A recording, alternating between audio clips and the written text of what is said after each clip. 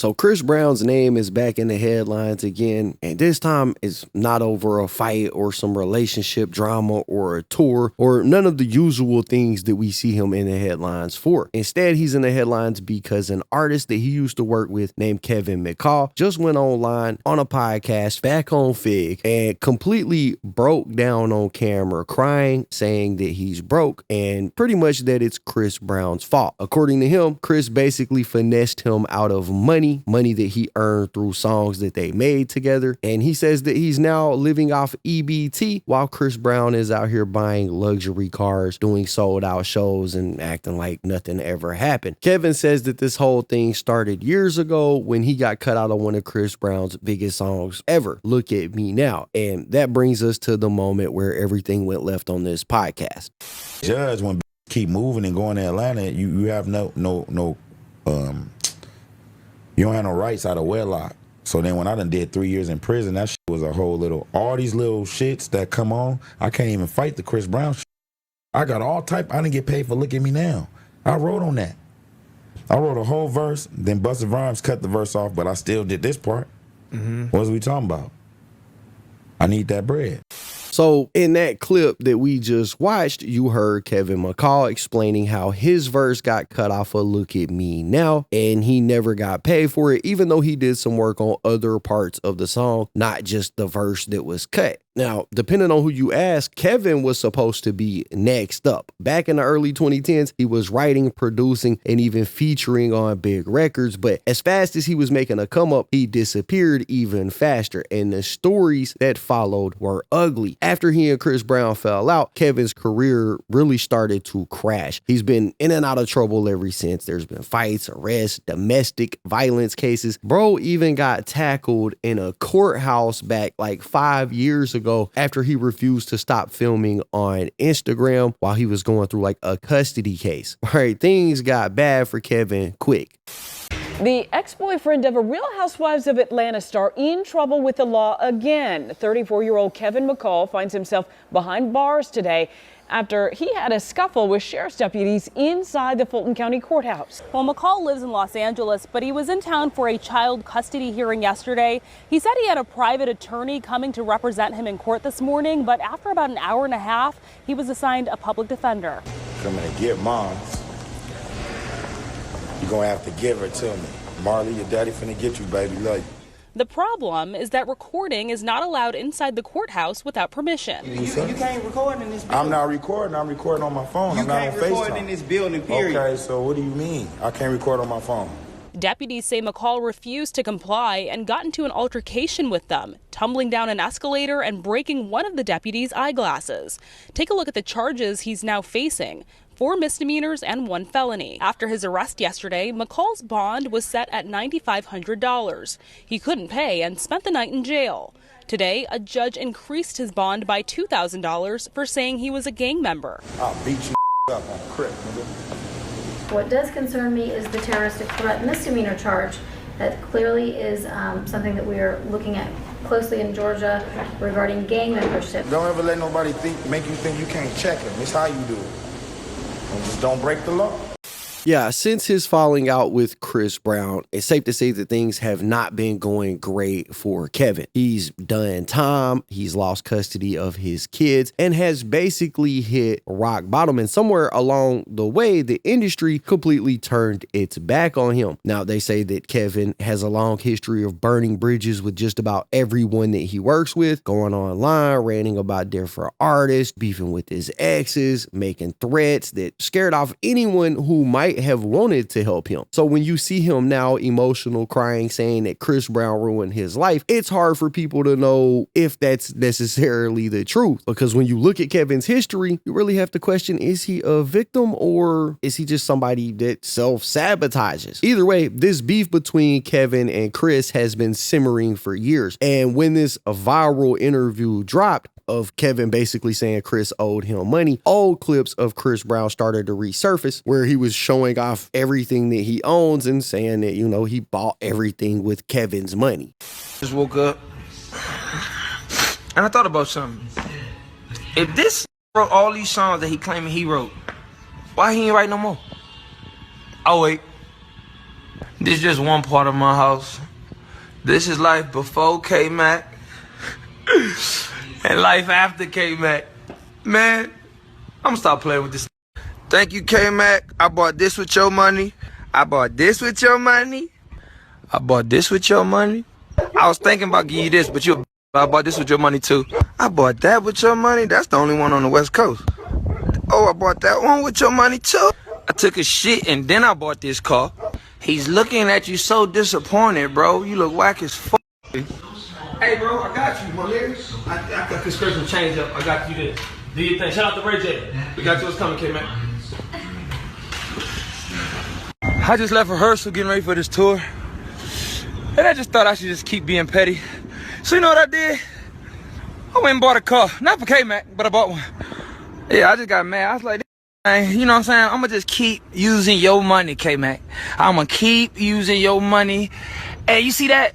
Thank you, bro. I appreciate all this hard work you did. So, yeah, that was Chris Brown's response, basically. Of course, the clips are old, but regardless, it's him speaking on this situation. He's literally laughing, showing off cars and saying, I bought this right here with your money. Wild stuff. But in that clip, he says, if Kevin wrote all them songs, then how come he ain't write no more songs after that, right? And that right there is kind of cold, but it's a perfect example of how Chris Brown handles beef. He don't normally get into arguments. He just flexes. Chris Brown is super talented, is super rich, and he can do that. But he pretty much calls into question if Kevin ever even worked on any music with him in the first place, right? If you wrote all them songs, how come you ain't writing no more, is what he said. And you know, right here, I actually did some digging. So I don't know if y'all know, but there's a platform called Muso, and Muso allows you to check verified writer credits on songs, right? So I went over, I pulled up Kevin McCall's profile just to kind of verify what he has and what he hasn't worked on. And if you look, you can see that Chris Brown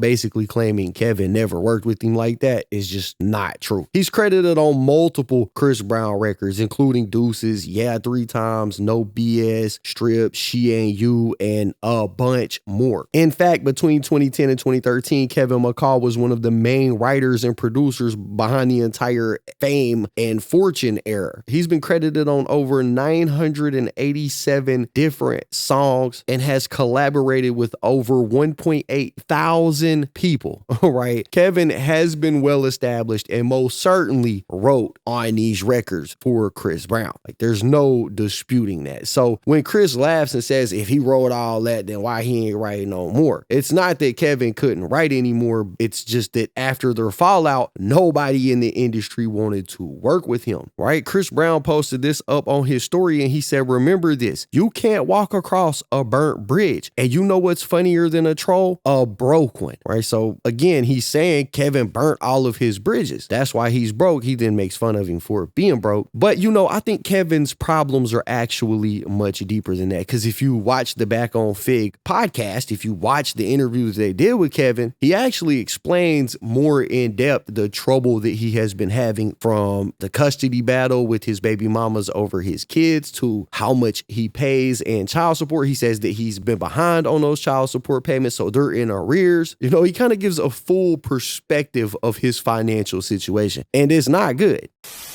All this could have been shit I could have paid for my lawyers and shit. So I just lost both of my daughters is in Atlanta right now. I don't know what the fuck is in Atlanta. Scammers and a whole lot of other shit. But my baby mamas is out there. Salute to them. They doing a great job with my daughters. I love y'all so much for that. And y'all so beautiful. It's some shit in Atlanta. You don't got no. I lost rights to my daughter, my oldest. So you lost all custody. I had a trial. I'm all in my prison clothes. I'm like, why can't we just put this off? Like, my child support is $2,000, right? Deuces ain't been popping since 2012. Why is my child support $2,000? So I had all this back pay. Then I sold my catalog for $500,000. I only got $250,000 out of it. I bought my mama a house for $50,000, and then I had to pay all this child support shit off. Why was my child support $2,000? I'm not Future or none of these. So as you can see, the situation is dire for Kevin, right? He says his child support is past due. He's paying way too much. He ain't earning money like he used to earn money, but I want to point out a few things, really. One is you hear him say that he sold his entire catalog for $500,000. Looking at the credits of the songs that he's on, I don't know if he got a good deal or not, but if he sold his rights to all of these songs, then I feel like he probably got a raw deal on that. But not only that, he says, that he only got half of it because he had to pay taxes on the $500,000. And then he explains what he did with the rest of the money, right? He says, I bought my mom a house for $50,000. Now, I don't know what kind of house you could buy for $50,000. It can't be that impressive, but honestly, that was probably a bad decision. I know $250,000 sounds like a lot of money, but it can go fast, right? You buy your mom a house, you buy a car, you pay off your child support. Before you know it, that $250,000 is done turned into $80,000, which is still, don't get me wrong, that's quite a bit of money, but it's not enough to sustain you for a very long time. If you're frugal with it, it might last you a year or two, but it's not going to last forever, and I think that's part of the problem. Kevin is basically blaming Chris Brown for him being broke, but the truth is Chris Brown owing him a little bit of money is not the reason why Kevin is broke. Kevin is broke because Kevin makes bad decisions. All right, he's one of these dudes that just can't get right no matter what. And we know that that's the case because he's done interviews in the past where he talked about when he was getting money from the music that he worked on that blew up. And he pretty much said, man, I got that little bit of money and blew it. So he didn't really have any of that money left. And after burning his bridges, it became harder to get money. You could be talented as hell, but once your name gets blackballed, you are invisible. All right. And so that's kind of where this story starts to get a little bit sad, because in the middle of this interview and talking about his financial struggles and everything that he's been going through, Kevin actually has kind of a breakdown on camera. He whips out his wallet, he pulls out an EBT card or a food stamp card and literally starts crying on camera because he doesn't understand why he is so broke. So then I got the rears, not retrograde. That's the little star. Even if you still had your child in California, am I correct? Yeah, I gotta prove all of that. They wasn't supposed to. I didn't have nothing on Marley. Marley, I gotta go and file a paternity, a petition for paternity. It's only $300, but a nigga, watch this. I think it's a game, bro. No, this for when I poke. Don't walk up on me playing. Or you Team Breezy. Keep that shit on the internet. Okay. My bad. I went too far? You talk about the talent. All right, music. Despite your flaws as a human being, you are one of the most talented individuals to ever grace the music industry. We gonna get to that. So we gonna get to that. Veer. I love how you try that. I love how you. Yeah, we gonna veer to that. Well, we gonna Why get the the bullshit fuck out You the have way. a testimony. Why the to tell your life. Get in on But this. I witnessed it. He finna be in here and Why tell the the fuck I got an EBT card? And this is at Breezy, bro, and made 90 whatever the fuck million, and it say KKKKK Mac. Can I get 25,000 for them four songs I owe you, bro? I just want to leave, bro. Leading up to who he is. I'm not even tripping though. I got an EBT card, my nigga. Like what the fuck, bro? I can't even get nothing, bro, man. Y'all niggas want to see me cry in here, so y'all can think I'm a bitch. Alright, bro. That shit ain't fair, nigga. Hey, I'm on EBT, bro. hey, That's why. Man. hey.